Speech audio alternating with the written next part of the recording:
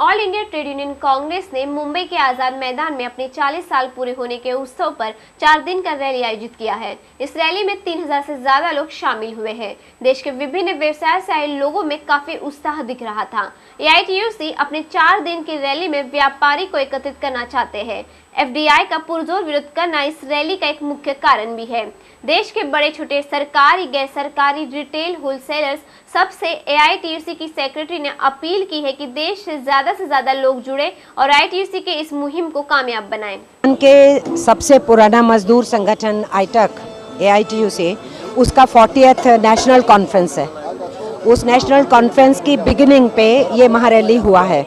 ये महारैली पूरे महाराष्ट्र के सारे जो कामगार हैं, अलग अलग सेक्टर के, संगठित, असंगठित, महिला कामगार, पुरुष कामगार, वो सब यहाँ इकट्ठा हुए हैं।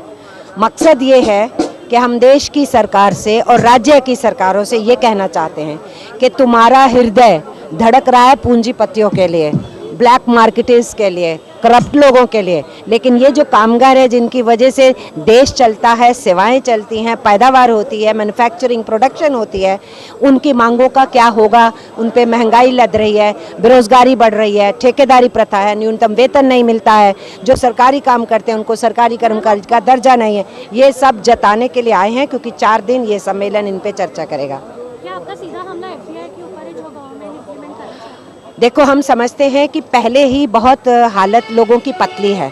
किसानों की आत्महत्याएं जो महाराष्ट्र में सबसे ज़्यादा हुई, किसान परेशान है, मजदूर परेशान है, ऊपर से जो खुदरा व्यापारी है, छोटा दुकानदार, उसमें विदेशी पूंजी आ जाएगी तो वो भी पिट जाएगा। वो सेक्टर भी कम से कम इस देश के 25-30 करोड़ लोगों का पेट भरता है, क्योंकि 5 करोड़ खुदरा व्यापारी हैं हमारे देश में। इसलिए खुदरा व्यापार में विदेशी पूंजी आए, उसका भी हम विरोध कर रहे हैं, जैसे हम पब्लिक सेक्टर में, बैंक्स में और इंश्योरेंस में विदेशी पूंजी की विरोध कर रहे हैं। देखिए, उनकी अपनी ट्रेडर्स एसोसिएशंस हैं, उनके जो एम्प्लॉयज़ हैं वो ट्रेड यूनियन की यूनियन बनाते हैं, जो ट्रेडर्स एसोसिएशंस हैं वो सोसाइटीज़ एक्ट में बनाते हैं, लेकिन कुछ लोग ट्रेड यूनियन एक्ट में भी बना सकते हैं। पर हमारा कंसर्न ये है कि जो भी वर्किंग पॉपुलेशन है इस देश की, काम में लगी है, उसका काम छूटना नहीं चाहिए, उसकी जीविका छिननी नहीं चाहिए। और इस रिटेल ट्रेड में FDI आने से जीविका छिन जाएगी, इसलिए हम उसका डट के विरोध कर रहे हैं ट्रेड यूनियन की तरफ से।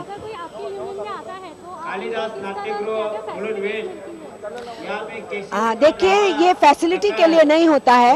यूनियन बनती है, ट्रेड यूनियन एक्ट के तहत रजिस्टर्ड होती है, फिर वो AITUC से एफिलिएशन लेती है, तो फिर AITUC की ड्यूटी है कि उस यूनियन को रिप्रेजेंट करने वाले वर्कर्स की सारी मुश्किलों के लिए पार्लियामेंट से लेकर नीचे सड़क तक लड़ाई लड़ना, वो हमारा काम है। इसमें सभी हैं, government sector, non government sector, manufacturing, IT sector, industry मजदूर, आंगनवाड़ी वर्कर, आशा वर्कर, मध्याह्न भोजन वर्कर, खेतिहर मजदूर, बीड़ी मजदूर, पीस रेट वर्कर और ये डोमेस्टिक वर्कर्स जो होती हैं, सभी इंक्लूडेड है।